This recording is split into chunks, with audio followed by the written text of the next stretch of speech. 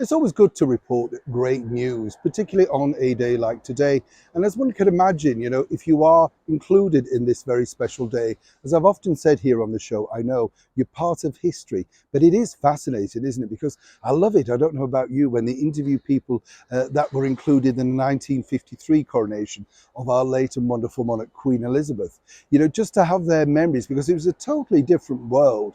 The way that the ladies in waiting were all given smelling salts in case they passed out inside Westminster Abbey, things like that. It's just those little ingenious moments that they share with you that you think, wow, there's so much goes on that you don't know about, isn't there? One person who's absolutely thrilled, honoured, delighted with his involvement in the coronation is none other than the brilliant composer, Lord Andrew Lloyd Webber. What a man. What an achievement he's achieved over so many years, creating musicals around the world that are loved by so many, employment for so many people in the arts that truly should be congratulated. And I think more importantly, just the fact that he shaped a lot of musical theatre, kept a lot of things going. Nice to know, isn't it, that he's been recognised and, alongside so many other people who will be performing at Westminster Abbey today, up there in the history books. Now, Lloyd Webber was asked and tasked to present and compose a brand new anthem for His Majesty the King.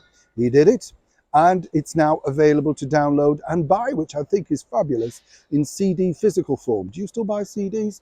I don't mind them, actually. I prefer a record, but do you know what a record? Yeah, of course you do. You're my age group, aren't you? Yeah. So I was talking to somebody the other day, they didn't know what a record was. I thought, oh gosh, let's not get onto cassettes. You know what I'm saying?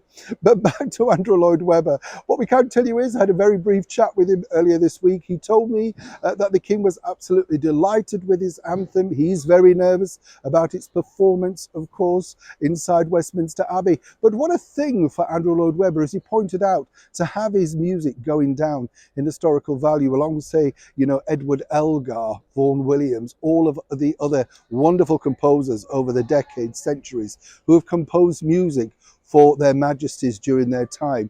He's now up there with them. And he said, amongst all the honours that he's received, this truly was one of the biggest honours. What he did let slip, and many people do know this, is that sadly, Andrew lost his son recently.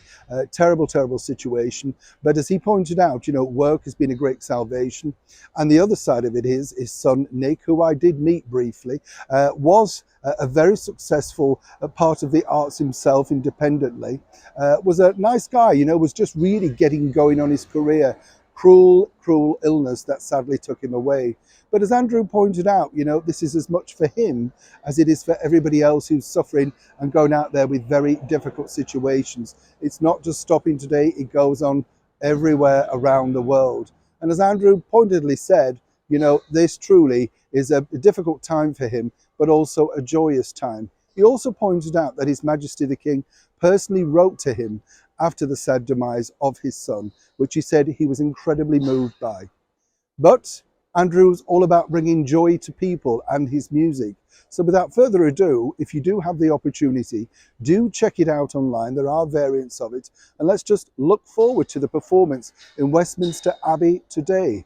Andrew Lloyd Webber, or Lord Andrew Lloyd Webber, as we should rightly address you, you're simply going down in the history books. And that's certainly something to be very proud of.